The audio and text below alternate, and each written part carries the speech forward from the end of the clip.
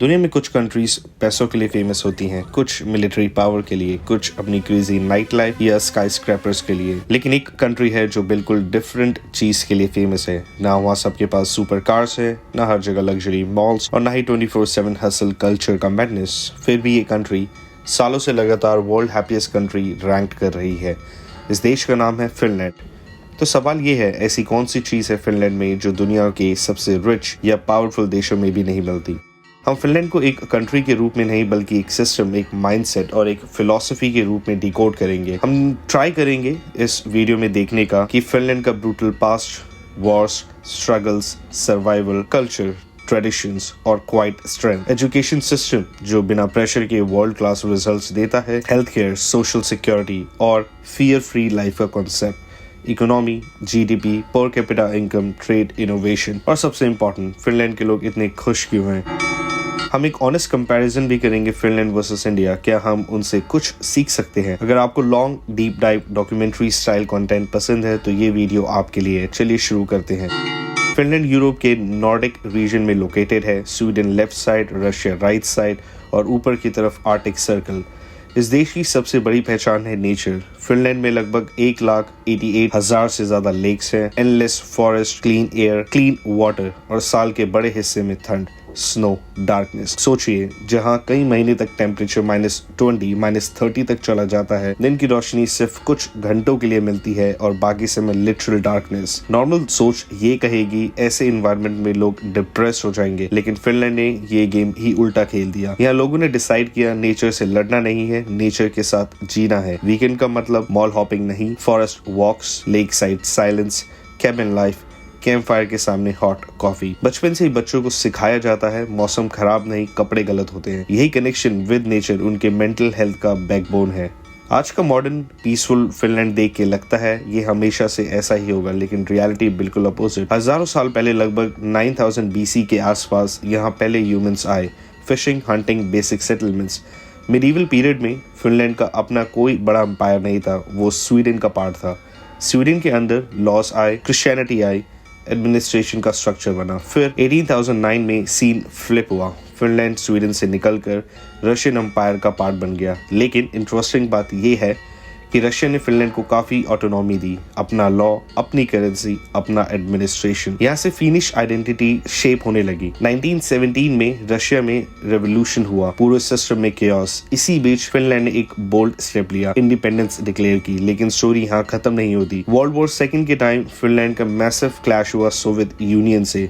Hard winter में war, continuation war, land loss, huge destruction. Economy almost collapse हो गई। लोगों को अपने ही घर छोड़ के शिफ्ट होना पड़ा। इस पॉइंट में कोई भी नेशन विक्टिम बन सकता था। हम पर जुल्म हुआ मोड में अटक सकते थे। लेकिन फिनलैंड ने एक डिफरेंट रूट चूज किया। उन्होंने डिसाइड किया, हम अपने ट्रेजेडीज को आइडेंटिटी नहीं बनाएंगे, हम अपना फ्यूचर डिजाइन करेंगे। राइट आफ्टर वॉर उन लोगों ने अपना डेट चुकाया, इंडस्ट्री बिल्ड्स की, एजुकेशन पे इन्वेस्ट किया, डिसिप्लिन, सिंप्लिसिटी और हार्ड वर्क को नेशनल वैल्यूज बनाया। ये सर्वाइवल से सिस्टम बिल्डिंग का शिफ्ट फिनलैंड की सक्सेस स्टोरी का कोर है। फिनिश लोग एक इंटरेस्टिंग मिक्स हैं, कम बोलते हैं लेकिन जब बोलते हैं सीधी ऑनेस्ट बात करते हैं। यहाँ शो ऑफ को इमेच्योरिटी माना जाता है, लाउड ब्रैगिंग को चाइल्डिश समझा जाता है, सिंप्लिसिटी को स्ट्रेंथ माना जाता है। अगर आप एक्सपेंसिव कार लेके घूम रहे हो और सबको इम्प्रेस करने की कोशिश कर रहे हो तो लोग सीक्रेटली सोचेंगे ये इनसिक्योर होगा। यहाँ इक्वालिटी इतनी डीप रूटेड है कि बॉस भी कैफेटेरिया में नॉर्मल एम्प्लॉयज के साथ ही लाइन में खड़ा होता है। फिनलैंड का सोना कल्चर भी काफी यूनिक है। हम इसको ऐसे कह सकते हैं, फिनलैंड विदाउट सोना सोचना बिल्कुल इंडिया विदाउट चाय जैसा है। सोना एक छोटा हॉट वुडन रूम होता है जहाँ लोग बैठ के हॉट सीम में रिलैक्स करते हैं। लेकिन यहाँ सोना सिर्फ बॉडी क्लीनिंग नहीं, ये एक सोशल इक्वलाइजर है। Politicians, business leaders, employees, friends, families सब एक ही बेंच पे बैठते हैं। No suits, no titles, no status. बहुत सारी सीरियस डील्स, ऑनेस्ट कॉन्वर्सेशंस और डिफिकल्ट डिस्कशंस सोना के अंदर ही सॉल्व होते हैं। फिनलैंड का एक यूनिक कॉन्सेप्ट है, एवरी मैन्स राइट। इसका मतलब फॉरेस्ट, नेचर, कंट्री साइड सिर्फ गवर्नमेंट की या किसी एक प्राइवेट ओनर की चीज नहीं, बल्कि सबका कलेक्टिव राइट है। आप फॉरेस्ट में फ्रीली वॉक कर सकते हो, टेंट लगा के कैंप कर सकते हो, बेरीज और मशरूम कलेक्ट कर सकते हो, बस कंडीशन नेचर को डैमेज नहीं करना और प्राइवेट हाउसेस के बिल्कुल पास डिस्टर्ब नहीं करना। ये सिस्टम लोगों के दिमाग में ये बात एम्बेड करता है कि नेचर कोई वीकेंड एक्टिविटी नहीं, ये लाइफ का पार्ट है। अब आते हैं फिनलैंड की सबसे फेमस पिलर पर, एजुकेशन। यहाँ स्कूल्स का सीन टिपिकल मार्क्स लाइफ वाले डायलॉग से बिल्कुल डिफरेंट है। एजुकेशन स्कूल से यूनिवर्सिटी तक लार्जली फ्री है, कोई ह्यूज ट्यूशन फी नहीं, बच्चों के ऊपर अर्ली ईयर्स में एग्जाम्स का प्रेशर नहीं, रट्टाफिकेशन का कल्चर नहीं, कोचिंग सेंटर रेस नहीं, क्लासरूम्स में शॉर्टर स्कूल आवर्स, ज़्यादा break, outdoor time, project based learning, teachers almost सबके पास मास्टर्स डिग्री होती है, प्रोफेशन हाईली रिस्पेक्टेड है, ऑटोनॉमी मिलती है, कैसे पढ़ाना है, क्या मेथड यूज करना है। यहाँ टीचर बनना सिर्फ बैकअप ऑप्शन नहीं बल्कि टॉप करियर चॉइस है। रिजल्ट क्या है? Students generally relax, anxiety low, creativity high, critical thinking strong. सिर्फ एग्जाम के लिए नहीं, लाइफ के लिए पढ़ाई होती है। और सबसे बड़ी बात, फिनलैंड वर्ल्ड के टॉप एजुकेशन रैंकिंग्स में रहता है, बिना बच्चों की चाइल्डहुड डिस्ट्रॉय किए बिना। सोचिए आप एक ऐसी कंट्री में रहते हो जहां आपको ये कॉन्स्टेंट डर नहीं लगता कि कल बीमार पड़ गया तो बिल कैसे भरूंगा, जॉब चली गई तो घर का किराया कैसे दूंगा। फिनलैंड इस बेसिक फियर को सिस्टमैटिकली एड्रेस करता है। Health care universal, mostly tax funded, basic treatment सबके लिए एक्सेसिबल। मेंटल हेल्थ भी इनविजिबल टॉपिक नहीं है, काउंसलिंग लेनी, थेरेपी पे जाना यहाँ नॉर्मल बात है। सोशल सिक्योरिटी, अगर जॉब चली जाए तो unemployment benefits, reskilling programmes, housing support, ये सब मिलता है। इसका इम्पैक्ट क्या है? लोग डिसीजन फियर से नहीं क्लैरिटी से लेते हैं। बिजनेस शुरू करना हो, करियर स्विच करना हो, लोग डरे नहीं रहते क्योंकि उन्हें पता है कि अगर गिर भी गए तो सिस्टम उन्हें बेसिक लेवल पे पकड़ लेगा। चलिए अब पैसों की बात करते हैं। फिनलैंड की इकोनॉमी एक highly industrialised advance mix economy है। सर्विस अराउंड 2/3 जीडीपी का हिस्सा है। Industry strong, specially tech, machinery, forest based products, agriculture और फॉरेस्ट्री छोटा शेयर लेकिन हिस्टोरिकली इम्पोर्टेंट। जीडीपी और पर कैपिटा इनकम वर्ल्ड के टॉप ग्रुप में आती है। इसका मतलब ये नहीं कि हर इंसान बिलियनर है, इसका मतलब ये है कि average citizen comfortably secure life जी सकता है। यहाँ फोकस है स्ट्रॉन्ग मिडिल क्लास, कम inequality, decent safety net. 2000s में आपने नोकिया का नाम सुना होगा, वर्ल्ड का टॉप मोबाइल ब्रांड। नोकिया एक टाइम पे फिनलैंड की इकोनॉमी का पावर हाउस था। जब नोकिया गिरने लगा, फिनलैंड ने सिर्फ मौन नहीं किया, उन्होंने अपनी इकोनॉमी को और डाइवर्सिफाई किया। Gaming like Angry Birds, Clash of Clans type studios, clean tech, education, exports, digital services, ये अडेप्टेबिलिटी ही उन्हें शॉक्स से बचाती है। फिनलैंड का मॉडल सिंपल है, पॉपुलेशन छोटी इसलिए मार्केट छोटा, तो ग्रोथ के लिए ग्लोबल ट्रेड कंपलसरी है। उनका मेजर एक्सपोर्ट्स है machinery and equipments, electronics, paper, pulp, wood products, chemicals, high tech solutions. Major imports हैं उनके energy and petroleum products, food items, chemicals, machinery and electronics. उनके ट्रेड पार्टनर्स मोस्टली यूरोप की countries हैं, USA, China etcetera. इनका focus है high quality high value products, यानी quantity से ज्यादा क्वालिटी पे रेस है। यहाँ एक लाइन बहुत फेमस है, in Finland people do not live to work, they work to live. Fix working hours, overtime limited, vacations serious लिए जाते हैं। इवनिंग के बाद ईमेल्स चेक करना इम्प्रेस करने का साइन नहीं है, इसको बाउंड्री इशू माना जाता है। बॉस और एम्प्लॉय का रिलेशन ऑथोरिटेरियन नहीं है, ज्यादा कोलैबोरेटिव होता है। यहाँ बर्नआउट बैज ऑफ ऑनर नहीं है। उनका बिलीफ सिंपल है, रेस्टेड माइंड ओवरवर्क्ड माइंड।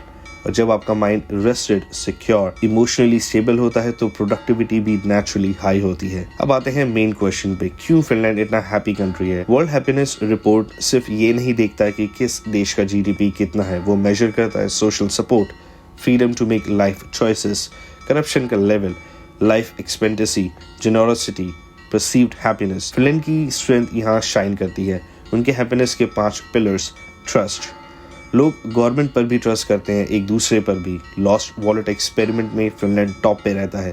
लो corruption, bribe culture minimal, system ज्यादा clean. Quality, gender, income, education सब लेवल पे ज्यादा balance system. Strong welfare, health care, education, social security, लोगों को बेस लेवल सेफ्टी देता है। Nature plus silence, forest walks, lakes, cabins, digital detox, silence और solitude इनकी कल्चर में नॉर्मल है।